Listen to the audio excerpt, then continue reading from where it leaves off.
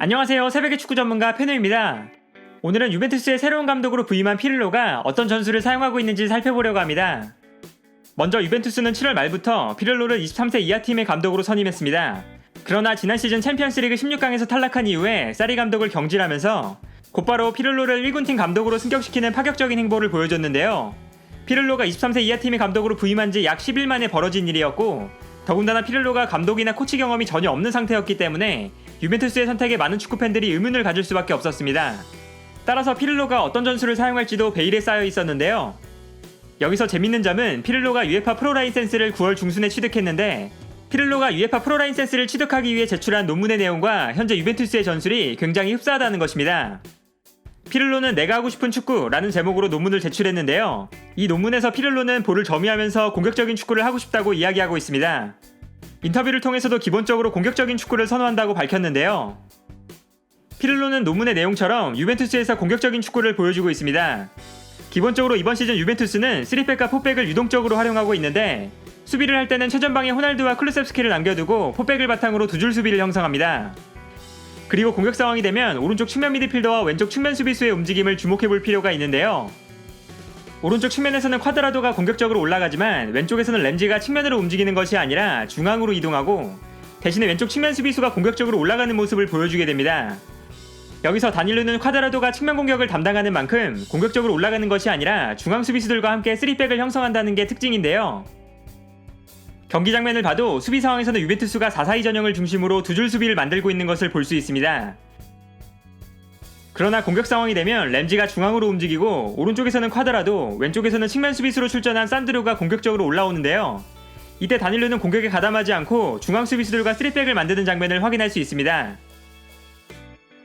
여기서 흥미로운 것은 3백을 바탕으로 하는 유벤투스의 공격 전형이 피를로가 자신의 논문에서 제시한 공격 전형과 동일하다는 것입니다.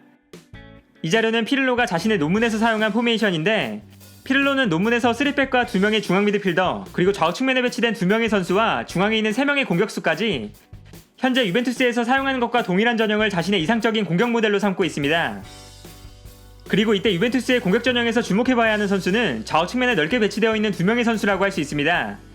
피를로는 공격을 전개할 때 언제나 좌우 측면에 2명의 선수를 배치해야 한다고 이야기하는데요. 측면에 배치된 두 선수는 상대 측면 수비수를 혼란스럽게 만드는 역할을 수행합니다. 기본적으로 상대의 측면 수비수들이 측면으로 움직이면 순간적으로 수비라인에 공간이 발생하게 되고, 반대로 공간을 주지 않기 위해서 중앙에 머무르면 호날두가 있는 유벤투스에게 크로스를 허용하는 상황이 만들어지는 건데요.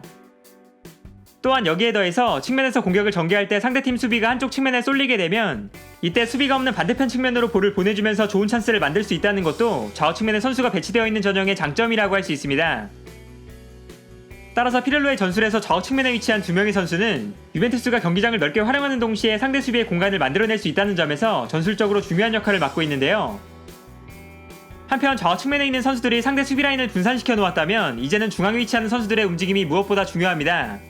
기본적으로는 호날두가 최전방에 위치하고 램지와 클루셉스키가 그 밑에 위치하는 모습이지만, 이 3명의 선수는 위치에 구애받지 않고 자유롭게 움직이는데요.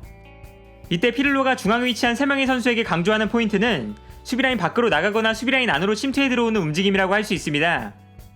피를로는 한 선수가 수비라인 밖으로 움직이면서 상대 수비를 끌어내면 다른 선수는 수비라인 안으로 침투하는 방식의 움직임을 3명의 선수가 끊임없이 반복하기를 원하는데, 이때 인상 깊은 활약을 보여주고 있는 선수가 바로 램지입니다. 램지는 공격이 시작되면 측면 수비의 뒷공간으로 빠르게 뛰어나가기 시작하는데요. 이때 상대의 중앙 수비수가 램지를 따라 움직이면 유벤투스의 가장 주요한 득점원이라고 할 수 있는 호날두에게 뛰어들어갈 수 있는 공간이 발생하는 것입니다. 그리고 호날두는 공간이 발생했을 때 공간으로 침투해서 득점을 기록하는 플레이를 축구 역사상 가장 잘하는 선수인 만큼 유벤투스는 램지가 호날두에게 공간을 만들어준다는 것이 굉장히 중요한데요. 따라서 유벤투스는 공격을 전개할 때 램지가 전방으로 침투해 들어가는 장면이 많기 때문에 램지가 호날두보다 앞선에 위치하는 장면이 자주 나타나게 됩니다. 그 결과 이번 시즌 유벤투스의 경기를 보면 램지가 앞선으로 달려나가고 호날두가 램지 뒤에 있는 모습을 자주 볼 수 있습니다. 그러나 램지가 측면으로 뛰어가고 호날두가 페널티 에어리어 안으로 침투하는 것처럼 선수들에게 특정한 역할이 부여되어 있는 것은 아니고, 호날두가 측면으로 뛰어나가면 램지가 안으로 침투해 들어가기도 하면서 램지, 호날두, 쿨루셉스키까지 3명의 선수가 상황에 따라서 유동적으로 움직이는 모습을 보여주고 있습니다. 그리고 3명의 공격수가 자유롭게 움직이지만 여기서 지켜져야 하는 한 가지 규칙은 호날두가 움직이든 아니면 램지가 전방으로 침투하든 혹은 쿨루셉스키가 움직이든 선수들이 자유롭게 움직이면서 언제나 마른 목골의 형태를 만들어야 한다는 것입니다. 이것은 볼을 잡았을 때 3가지의 패스 선택지가 형성된다는 장점도 있고, 특히 중간에 있는 선수는 볼을 받을 때 자신에게 패스를 보내주는 선수의 위치와 자신이 패스를 보내줘야 하는 선수의 위치가 모두 시야에 들어오는 상태이기 때문에 볼을 받아서 전방으로 빠르게 패스를 보내줄 수 있다는 것이 가장 큰 장점이라고 할 수 있습니다. 그 결과 유벤투스의 경기를 보면 공격수들이 움직이면서 자연스럽게 마른 목골의 형태가 형성되는 장면이 자주 나타나는데요. 그리고 이 마른 목골의 전형은 공격수들뿐만 아니라 경기장 전체에 걸쳐서 모든 선수들이 만들어내야 하는 포인트이기도 합니다.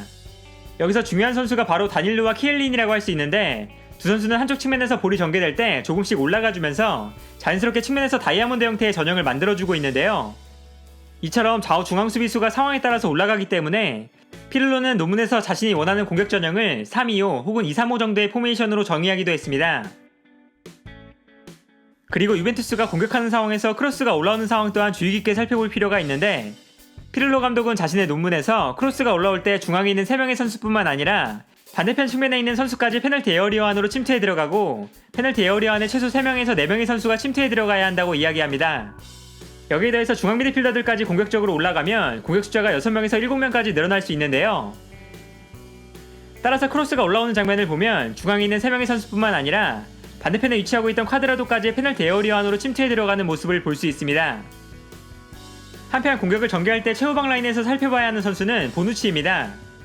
피를로는 볼을 전개하는 데 뛰어난 능력을 갖춘 보누치를 활용해서 후방 빌드업을 시작하는데요. 보누치가 수비라인과 중원라인의 중간에 위치하면서 수비와 공격의 연결고리가 되어주기도 하고, 볼을 전개할 때 중앙 수비수 한 명이 측면으로 움직이면서 상대 공격수를 끌고 나가면 이때 보누치가 내려와서 볼을 받아준 이후에 공격을 전개하는 모습도 보여주고 있습니다. 기본적으로 뛰어난 롱패스를 가진 보누치가 있는 만큼 상대팀 입장에서는 수비라인을 끌어올리고 전방 압박을 진행하기가 굉장히 까다로운데요.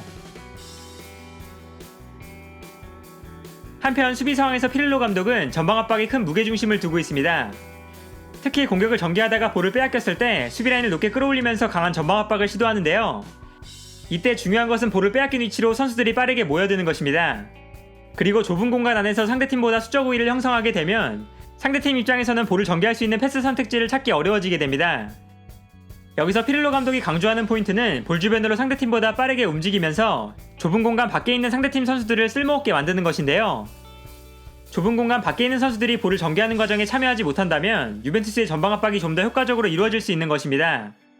따라서 피를로는 자신의 논문에 이러한 자료를 첨부했는데, 자료를 보면 좁은 공간 안에서 상대를 압박하고 이때 좁은 공간 밖에 있는 상대팀 선수들을 쓸모없게 만드는 것이 피를로가 원하는 전방 압박이라고 할 수 있습니다.